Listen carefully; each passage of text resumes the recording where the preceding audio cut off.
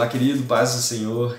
Queria dividir com você hoje algo que Deus tem ministrado na minha vida desde que eu fiquei sabendo que eu ia ser pai.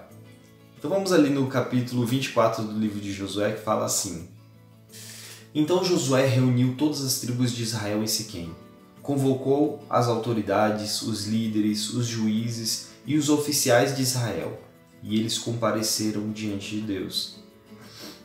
Aí pula ali para o versículo 14.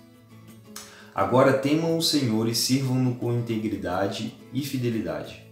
Joguem fora os deuses que os seus antepassados adoraram além do Eufrates e no Egito, e sirvam ao Senhor. Se, porém, não lhes agrada servir ao Senhor, escolham hoje a quem irão servir. Se aos deuses que os seus antepassados serviram além do Eufrates, ou aos deuses dos amorreus, em cuja terra vocês estão vivendo. Mas eu e a minha família serviremos ao Senhor. Josué, ele fala, tem esse discurso, esse é o trecho de um discurso já de despedida de Josué, ele já estava no fim da vida dele. E ele reúne o povo, reúne as lideranças do povo para lembrar de algumas coisas. Josué, já no fim da vida dele, já no alto da experiência e sabedoria, ele olha para trás e vê que ele participou de vários momentos emblemáticos de Israel. Ele participou de uma geração que saiu do Egito, que viu todo aquele mover de Deus para tirar o povo do Egito. Depois ele participa de uma geração que se levanta em meio ao deserto, uma geração aguerrida, que tem grandes momentos com o Senhor, momentos também emblemáticos, como passar pelo Jordão, como a destruição de Jericó, E depois esse povo, essa geração conquista aquela terra e vem uma geração mais nova. Começa a surgir no fim da vida de Josué uma geração mais nova. Uma geração que não passou por toda essa agitação desse passado recente de Israel, mas que também precisa aprender sobre a aliança do Senhor. Então ele chama todo o povo e começa a contar a história do povo de Israel desde Abraão até chegar ali em Josué. E ele faz isso como uma espécie de memorial, ele faz isso como uma espécie de trazer a lembrança para que as lideranças desse povo passem para as gerações seguintes aquilo. Ele cita 3 tipos de deuses nesse trecho que a gente leu. Os primeiros deuses são os deuses que os seus antepassados serviram além do Eufrates. Esses são os deuses que os antepassados dos hebreus serviam ali antes de Abraão, antes de conhecer a Deus, o Deus verdadeiro, antes de conhecer a aliança que ele faria. Ele também cita os deuses do Egito, os deuses daquele tempo de escravidão, de sofrimento numa terra estrangeira. E por último ele coloca os deuses dos amorreus. É muito frequente a gente ver em histórias da Bíblia que o povo de Israel entra em contato com os seus povos vizinhos ou com povos que estão sob domínio de Israel e passam a servir os deuses deles. Então Josué já sabia que isso poderia acontecer. E ele começa ali já a fazer uma espécie de advertência: não sirvam a outros deuses. A quem vocês querem servir? Aqueles deuses lá do passado, quando a gente não conhecia Deus, os deuses daquela época de sofrimento, ou os deuses agora, do presente? Esse perigo que é a idolatria no presente, do povo de Israel naquela época. Então ele faz ali uma espécie de memorial para tentar mostrar para o povo, para as gerações seguintes, que elas precisam ser conduzidas na aliança do Senhor. E de fato é uma geração que tem que mostrar para a outra.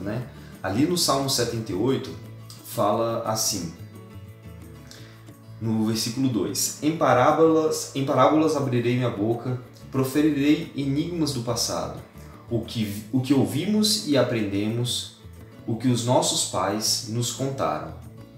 Não esconderemos dos nossos filhos, contaremos a próximas gerações os louváveis feitos do Senhor, o seu poder e as maravilhas que fez.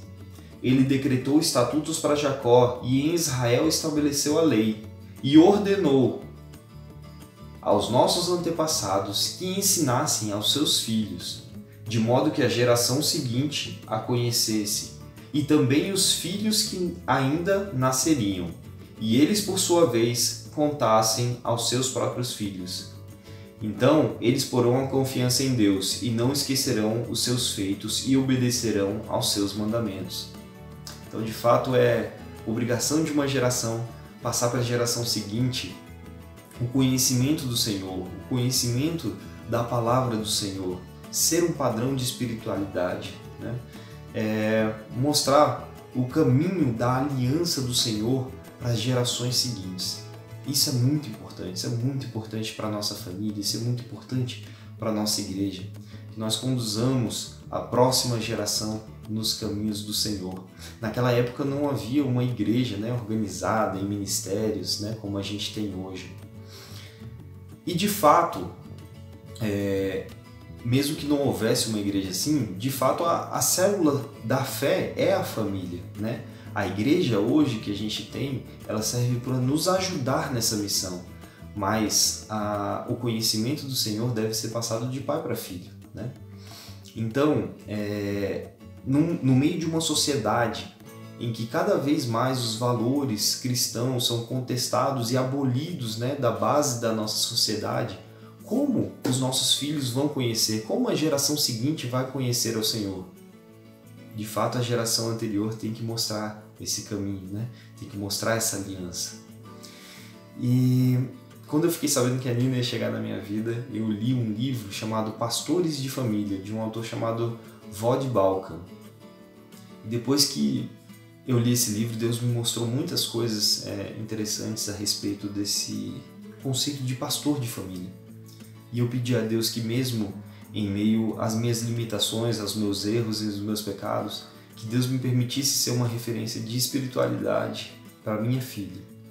Então, eu quero muito ser o primeiro da minha filha, o primeiro missionário que ela vai ter, a primeira pessoa que vai falar sobre a palavra de Deus, sobre o grande Deus que é o nosso Salvador. Eu quero ser o primeiro a falar para ela. Eu quero ser o primeiro pastor da minha filha, aquele que vai ajudar a conduzir ela nos caminhos do Senhor. Eu quero ser o primeiro discipulador, aquele que vai ajudar ela nos primeiros passos na direção do Senhor. Então, assim, que Deus tenha misericórdia, porque todos nós somos limitados, mas Ele também nos usa para passar para as gerações seguintes o conhecimento a respeito dele mesmo, o conhecimento a respeito da sua palavra, da sua aliança, da sua salvação, da revelação, né? Então, que Deus nos ajude.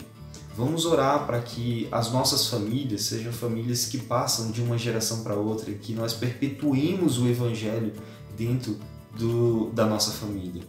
Vamos orar para que na nossa igreja sempre haja essa transferência de conhecimento de geração para geração e que os adultos possam testemunhar para os jovens, que possam testemunhar para os adolescentes e assim por diante. Que nós sejamos uma igreja que ensina de um para o outro o que é o Evangelho, que nós sejamos uns para os outros o padrão de espiritualidade que Deus quer. Em nome de Jesus, que essa palavra edifique aí o seu coração, mesmo que simples, mesmo que humilde, tá bom? E vamos orar. Valeu, querido, um beijão, fica com Deus.